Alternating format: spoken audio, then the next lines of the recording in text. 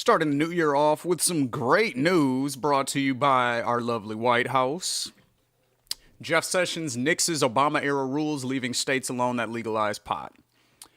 This is on CNN Politics.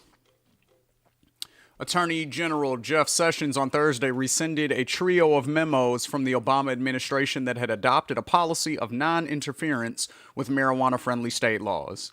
The move essentially shifts federal policy from the hands-off approach adopted under the previous administration to unleashing federal prosecutors across the country to decide individually how to prioritize resources to crack down on pot possession, distribution, and cultivation of the drug in states where it is legal. While many states have decriminalized or legalized marijuana use, the drug is still illegal under federal law, creating a conflict between federal and state law. Thursday's announcement is a major decision in an attorney general who has regularly decried marijuana use as dangerous. Okay. So as most of you know, the Constitution has the Supremacy Clause, meaning that federal law overrides state law. So what that means is all of the states that have legalized marijuana for either recreational or medicinal use, that's still illegal under the federal government. So theoretically, the federal government could come to places like Colorado, Washington, Oregon, Alaska, as recently as over the new year, California, Nevada, all of those places that have recreational marijuana. Arizona has medicinal marijuana. Michigan has medicinal marijuana. You know, the majority of the states have legalized marijuana in one form or another. But what that means is that the federal government, this whole time, had the ability to just come in and shut it down if they wanted to. They could come in, shut it down, arrest everybody who's selling weed, arrest everybody who has possession of weed, even if it's legal under state law. Now, the Obama administration, as hard as I am on them, and as hard as a lot of progressives are on them, this was one of the good things that they did. They basically put in some rules that stated, hey, look, if states decide to legalize marijuana in one form or another, we're not going to bother them. We're going to leave them alone, and we're not going to, go in and arrest people, because of states' rights and all of that. Which is supposedly what, conservatives and Republicans believe in, states' rights, right? That was the whole reason that you guys fought for slavery at the beginning. That it's always a states' rights argument when it comes to, different policies that right-wingers believe in.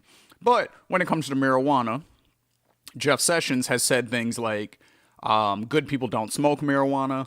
He said things like, I liked some of the people in the KKK until I found out they smoked marijuana. These are quotes. You can look them up. Jeff Sessions actually said these things.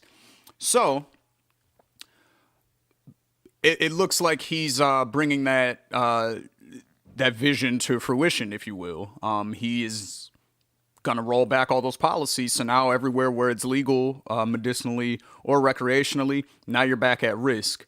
The same way it was, early 2000s and in the 90s when people were getting arrested for weed. I know plenty of people.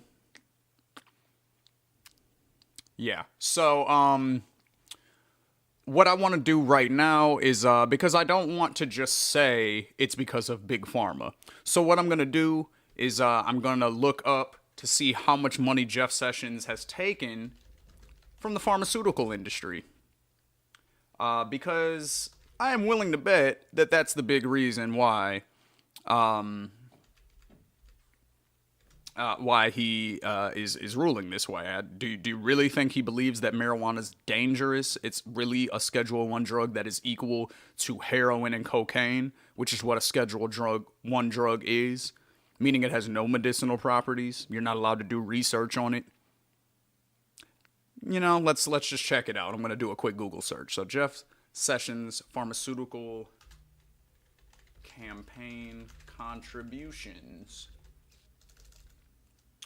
Let's see what it says. OpenSecrets.com. Let's see here.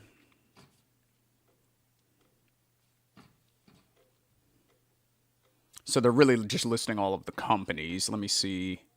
Ah, there we go. Okay. Real estate, lawyers, firms, oil and gas, leadership PACs, defense, aerospace. Yeah, it's not really giving me exactly what I'm looking for. Let's see here. Industries, there we go.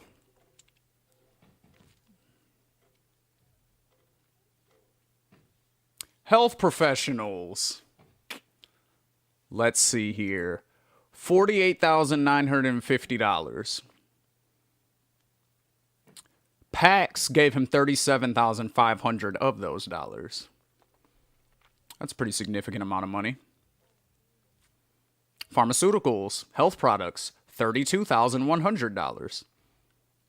Yeah, are we seeing a pattern here? Lots of money being donated to his campaigns. And this is just, mind you, this is just for 2016.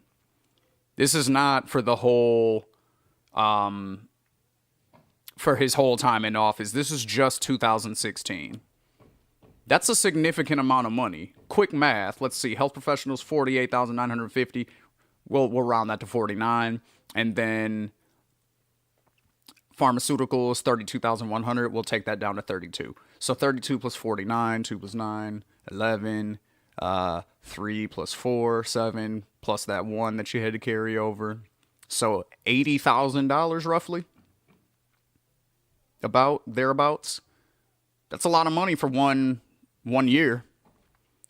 So, thank you, Open Secrets. So this is terrible. You know, a lot more people. You have to understand how many people are locked up for nonviolent drug crimes. You also have to understand that you're just tweaking your consciousness when you smoke weed. That's it. That's all you're doing. It's no different than drinking alcohol, drinking a beer after you get off work. It's no different than smoking cigarettes, which are legal, and both of those things are proven to be more dangerous and will hurt you. But, you know, nobody cares about that because, you know, Big Pharma, they're saying, hey, we don't like the fact that marijuana can, you know, assist in these diseases, in these different health issues that people have.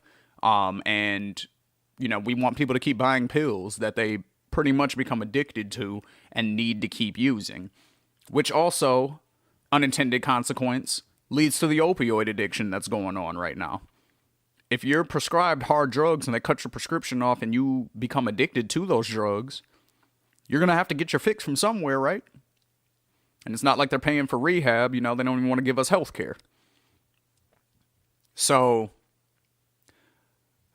it's just a shame. It's a shame what Jeff Sessions is doing.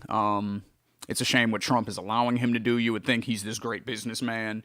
And all of this money, all of this tax revenue that the states that have legalized it are bringing in, you would think that, especially with all these tax cuts that they just did where they're giving all this money, just so many giveaways to corporations and rich people, you would think that if they want to make up for some of that tax revenue, the $1.4 billion in the deficit that they're about to cause, trillion, excuse me, you would think that, you know, with all this tax revenue that it's bringing, that they would want to legalize it so that way they can make up some of that gap and not have to cut these, you know, programs like Social Security, like Medicare, like Medicaid, public education. All of those things are getting cut. Paul Ryan has already said it. He's already been speaking about how he's going to cut these programs or how they're going to try to do entitlement reform. Whenever you hear entitlement reform, that means the same thing as tax reform. They're cutting. That's it. They're just going to cut it, and they're not giving those cuts to us, you know, regular people. It's a shame.